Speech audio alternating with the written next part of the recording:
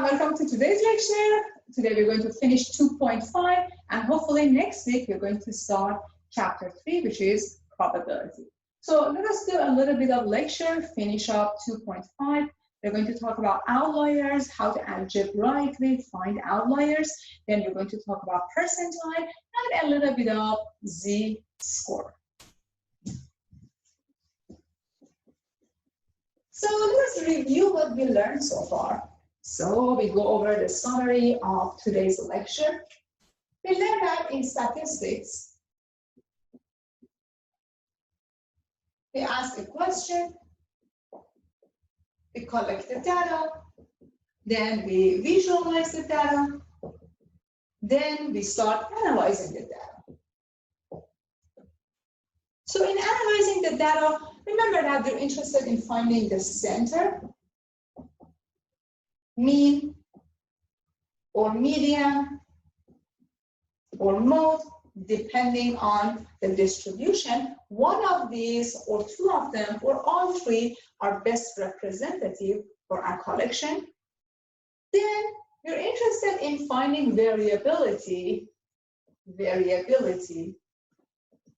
our collection. To analyze variability in our collection, we either find range or we use our calculator to find standard deviation. If you are working with a sample, you use S of x. And if you're working with your population, you're going to use sigma x. And again, you have to use calculator.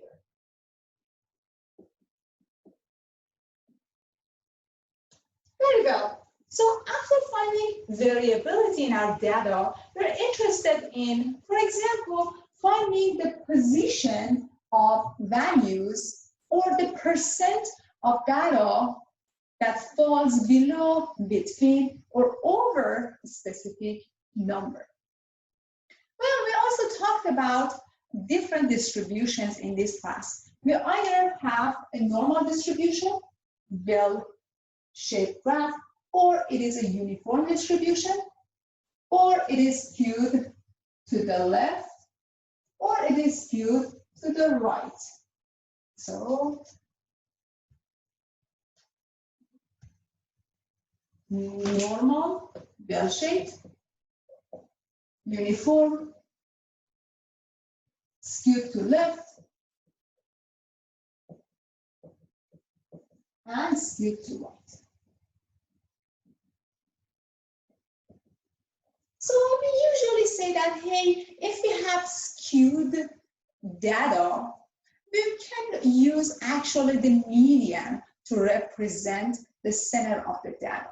Then we talked about 5-number summary and box plot to visualize those data. Box plot, box whiskers plot, and 5-number summary. So 5-number summary, where those 5 numbers, we use our calculator to find mean, max, first quartile, second quartile, and the third quartile. Very well. So we say that, hey, if we have skewed data, you're interested in using box plot and 5-number summary. I expect you to ask, well, how do I find the outliers? How to make sure those numbers in my collection that I think they are far away from the majority of the data are actually outliers? How to find outliers algebraically. So you have to follow some steps, and at the same time, I'm going to write down one example and show you how to use that example and these steps to find your outlier.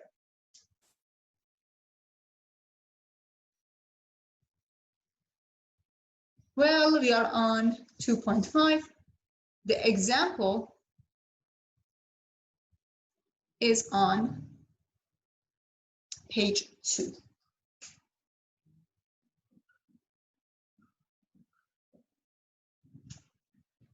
Very good. So I'm going to write down the example here for you and the steps here.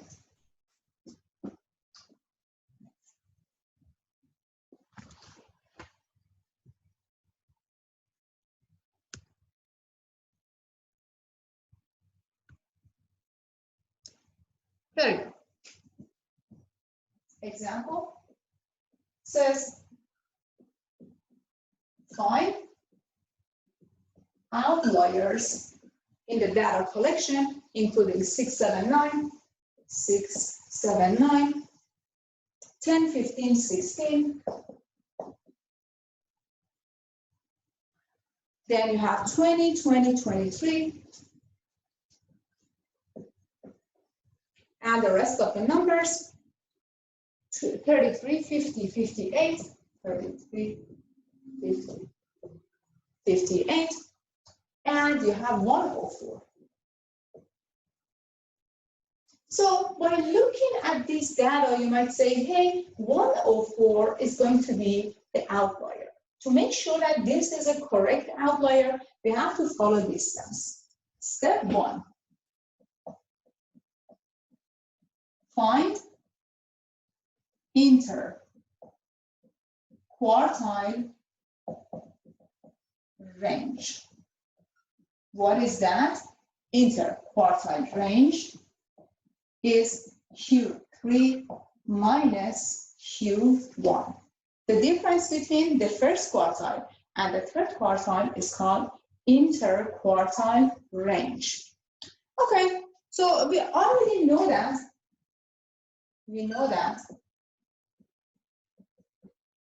in our calculation, Q1 was equal to 9 and Q3 was equal to 33. We actually calculated this yesterday. So first, we want to find the interquartile range. Interquartile range for our collection is Q3 minus Q1, which is 33 minus 9. You get 24. Very good. Step 2, multiply interquartile range by 1.5. This is your very next step.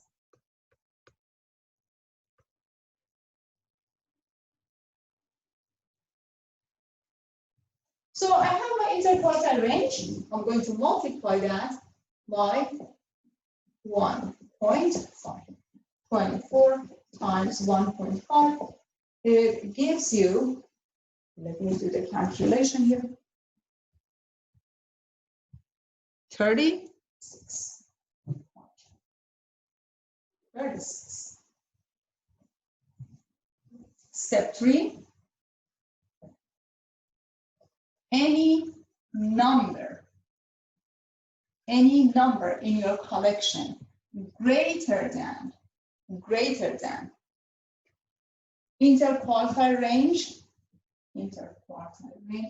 times 1.5 plus Q3, and any number less than interquartile range times 1.5 minus Q1 is an outlier.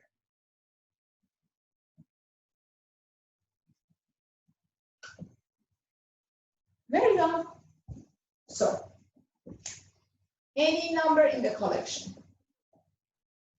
which is greater than interquartile range times 1.5 is 36. 36 plus my Q3 is 33. Here I get 69. Do I have any number greater than 69 here in this collection? Yes, that number is 104. So this is 104. And any number less than interquartile range times 1.5, which is 36, minus Q1. What is Q1? Q1 is equal to 9. So let me see. In this case, so if we do the subtraction, we get 27. Let me make sure about, okay, guys, we have to switch these. This is Q1 minus this number. Q1 minus inner quartile range times 1. Don't forget to do this, we get negative number. So our Q1 was 9 minus your inner quartile range times 1.5 is 36. It gives you negative 27. So the second part of calculation doesn't give me anything useful. Ignore this. Ignore this since it is negative. So the only outlier, as you guessed, is 104 in your collection. So let's take a look at our calculator. Our calculator, we go to stat. I'm going to enter these data. So I have 6, I have 7, I have 9, I have 10, I have 15, I have 16, I have 20, I have another 20, I have 23, I have 33, I have 50, I have 58, and 104. Okay, very well. Now I'm trying to graph this. Okay, perfect. So I'm going to go to second, y equals to, I'm going to select the plot, turn it on, then I'm going to select the type.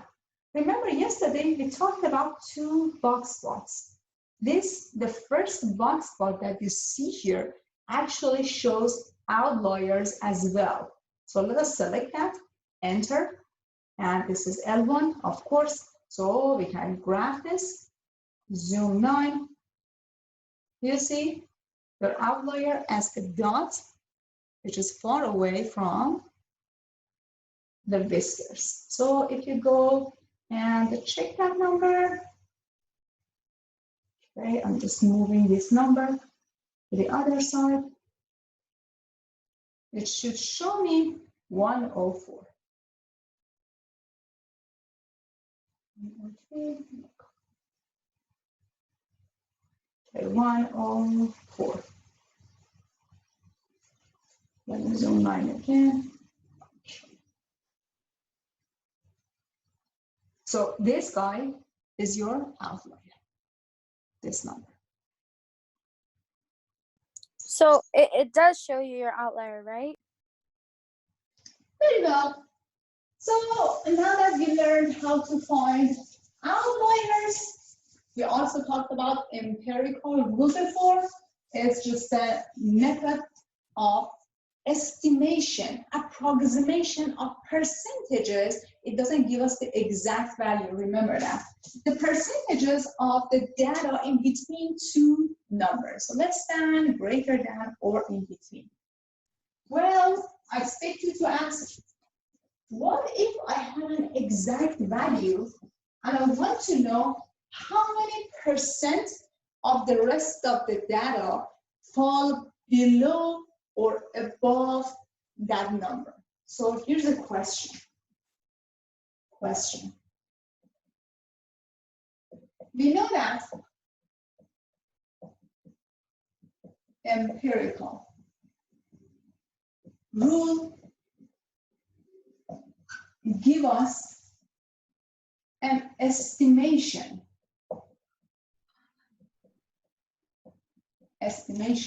of percentage of data. Just a percentage of data, just an estimation of those percentages. How can I exactly find the percentage below or above a value? I'm sorry, Professor. Elaine told. So here's, I'm imposing a question. I'm asking, you know that empirical rule, just give us an approximation, just an estimation of the percentage of percentage of data less than, greater than, or in between the data that you have in your collection. So how to get an exact percentage? How to get an exact percentage for our collection. It's easy. We define the percentage. In this case, we define percentile. So how do we define percentile? First, let me write down one example on the left-hand side for you, then I explain how to use your formula to find the percentile or percentage or a value that gives you exact number. Well, on page 2, let me see, on section 2.5, page 4, you have an example.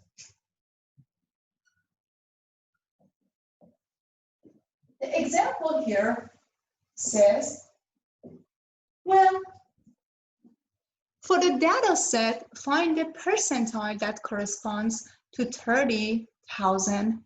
So we have a collection of salaries. The collection is given as follows.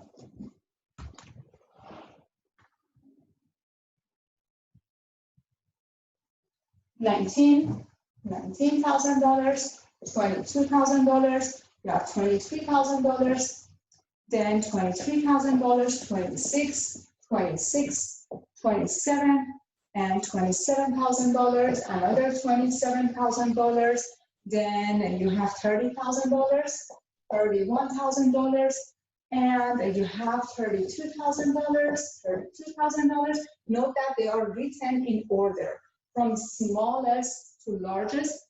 32, then you have 33, then you have 34, $34,000, you have $38,000, then you have $40,000, $41,000, $42,000, $44,000, $45,000, another 45, and $46,000. So question says, how many percent of the salaries are less than $30,000? How many percent of these salaries are less than $30,000?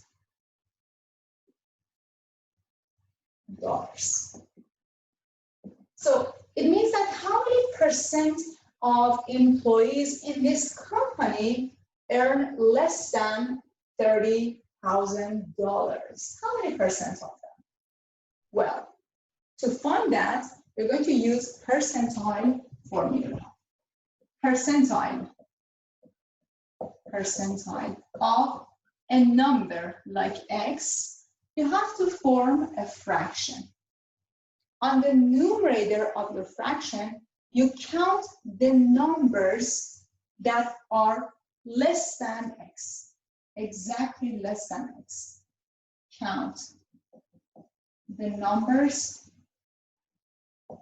less than that are less than X.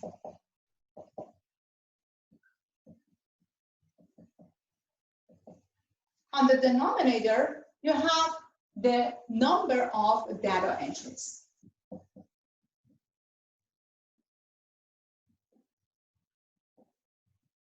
You multiply it by 100%.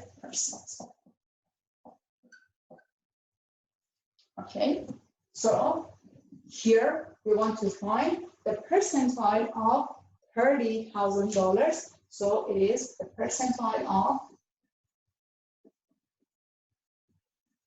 $30,000, which is equal to, on the numerator, you count the numbers of values less than 30, less than 30. 1, 2, 3, 4, 5, 6, 7, 8, 9. 9. And I have question. And how to is 30? You have to do the algebra. 9 divided by how many people? 1, 2, 3, 4, 5, 6, 7, 8, 9, 10, 11, 13, 12, 13, 14, 15, 16, 17, 18, 19, 20, 21, 22, 23, and 25 times 100%, which is equal to how many percent? What do you have? 900 divided by 25. 36%. 36. Excellent. 36% of employees earn salaries less than $30,000.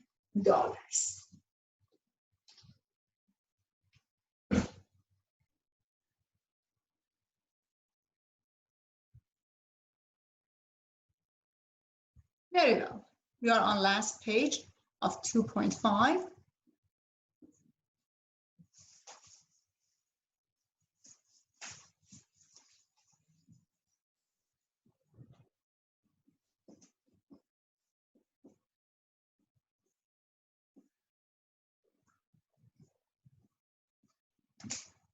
Page 5. One of the most important measure of position is called Z-score.